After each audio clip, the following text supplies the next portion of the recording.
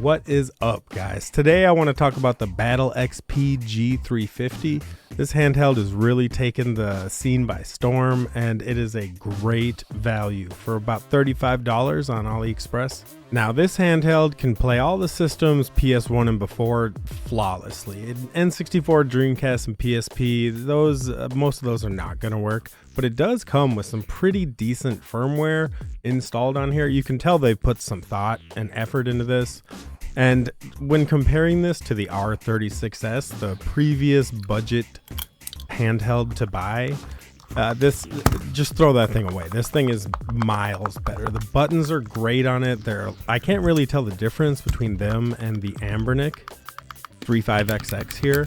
If you want to compare this to the Trim UI brick, I have my own qualms with that handheld. You can see here when holding the G350, my fingers don't touch each other in the back. I actually have enough room to operate this equipment.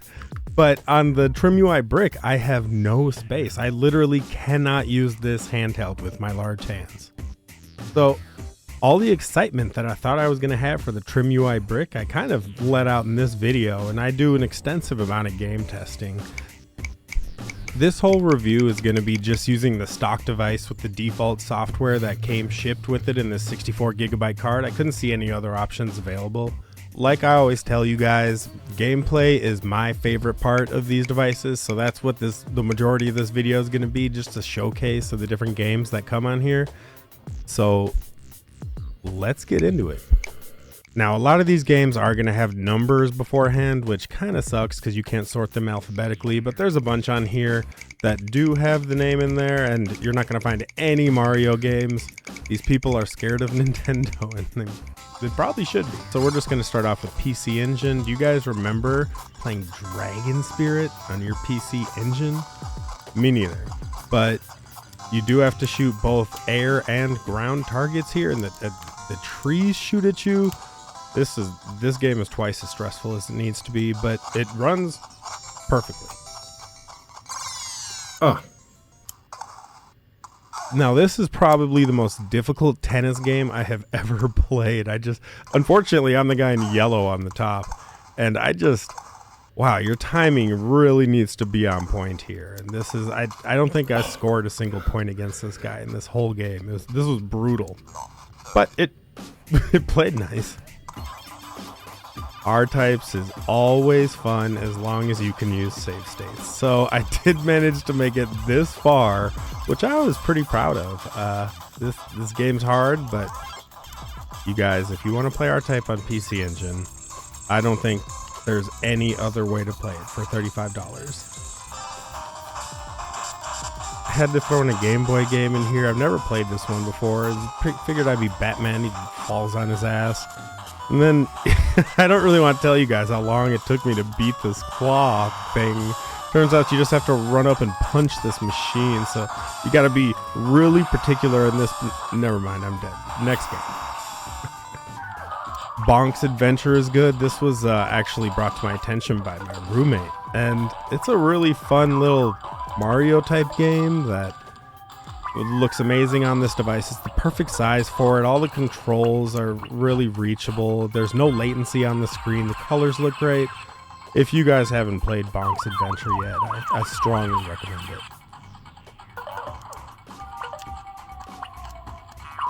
Now on to some arcade games. We have Knights of Valor 2 here, which is fun as long as you can just push select to get a new quarter, which fortunately you can. So as long as you have your unlimited quarters, you can beat all of these games, even with some of their kind of cheap components built in. It's a lot of fun, runs great.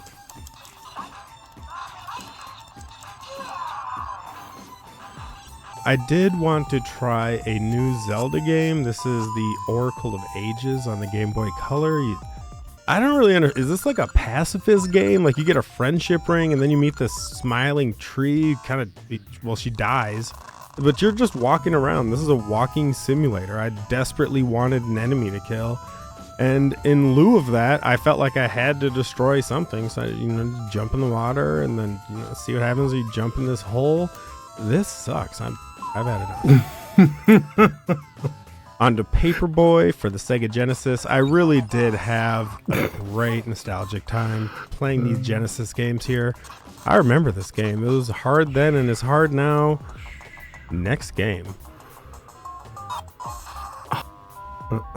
DJ Boy. In my house, this was actually my sister's game. I think she thought she would like video games. And she wouldn't let me play it. And I'm kind of happy because I just got the shit kicked out of me. And now you can kick her. You see her embarrassing underwear. And then she kicks you to death again next game. X-Men. I'm really going to have kind of a retrogasm here, guys. So please excuse me.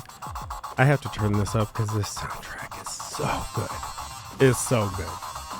The blast of nostalgia I get just from the sound effects in this game and just the tightness of the controls, and it's still hard. Nobody can beat the Juggernaut. I don't know if you're supposed to beat him. I could not. I just ran away until he left. And of course you gotta try the other people, switch to Cyclops. He's so overpowered. I don't remember this woman's name, but this game is so hard, but just I played too long while I was recording this. I couldn't stop playing because I was having so much fun playing these games.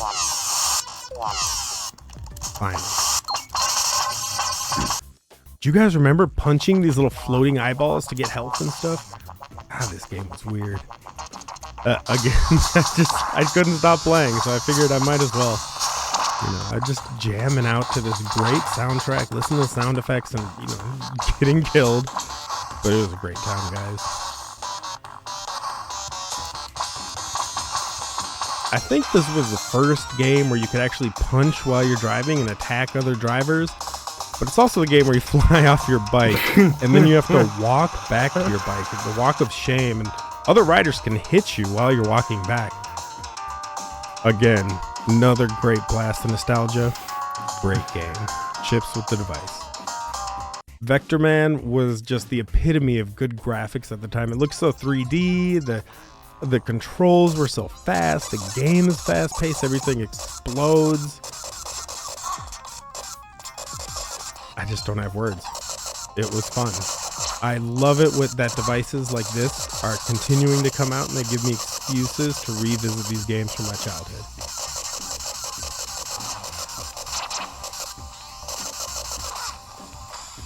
I just wanted to get a bicycle kick off here, but Jax really started killing me. So I had to teach him a lesson right here. You know, this is what you do.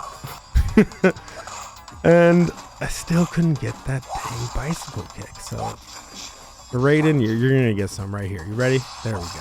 You have to hold B for like 3 or 4 seconds. It's kind of a long time in an old game like this, but as long as you can get that off, it's worth it. 10 out of 10.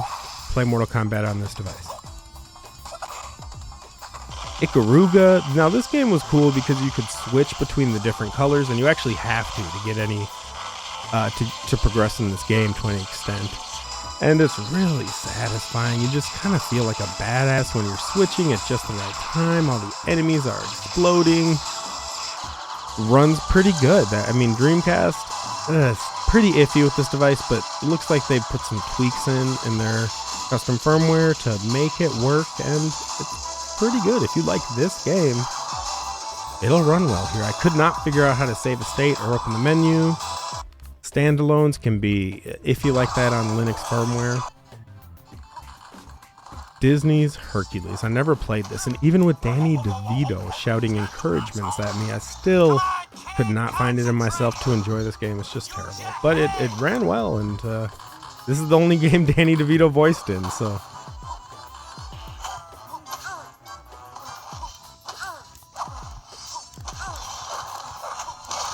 Silent Hill. Now, I remember this is one of the games that kind of passed me by. I had it, but I never got to playing it. It was too weird, but playing it for this video, I realized I had played this before. And I think I'm going to have to play through it again. It looks great on this device. Of course. And also, of course, there has to be Ridge Racer on all these devices. This game just emulates really well. It looks great for PS1 era. Almost like it's too good to be running on a device this small and cheap. But it's running and it's a great experience. PSP, not so great of an experience. So there's been a lot of concessions made for this to be able to run. You are able to get into the PSP menu and everything, so it's definitely playable, but it's just not great. I wouldn't get this device for PSP.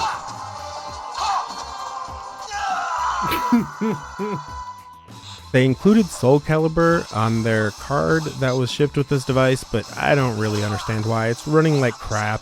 I can tell it's slow. I'm an avid Soul Calibur player, so this is unplayable to me. But you can still hit Maxi in the nuts, and then you can still continue to whoop people while they're knocked out. So check on those two. A GTA-ish game on here. You can do all the GTA stuff, all your fancy stunts, all your dying in the water, carjacking, and of course you can do your choreographed flips and land on the bottom of your car upside down. You punch people there. It's a very GTA experience. It's playable. We're gonna play a little bit of Name That Game. I hope you already know what game this is, but I'll show it on the screen just in case you don't know. This is the top 2 games for me made in the 90s. This game was, it had everything you needed. It set the stage for the modern era of games. If you do not have a way to play your old Ocarina of Time, I say Ocarina, to play your old Nintendo 64 Zelda, then $35 for this device is already worth it. Now, it is important to mention that there are a lot of hacks going on. I don't remember the menu really looking like this, but they found a way. They found a way to make this work, and it's pretty admirable. And this alone makes this device worth it. If you don't already have a way to play it, just buy it. It's that simple. This game is great. Strongly recommend it. I don't know what else to say. This game shouldn't really be running on this device. It's too advanced for it in a way. So there are lots of hacks going on, and I wasn't certain when I paused the game if maybe this device was just gonna crap out all of its innards out of its USB-C hole in the bottom. But so far so good. I'd say this game is definitely playable on this device. So that's all I've got for today on this device. Really, if you're on the fence about buying this, just buy it. If you don't have an emulation device yet, this is the one to get. I've been buying and configuring these devices for years, and this is the best deal I've ever seen.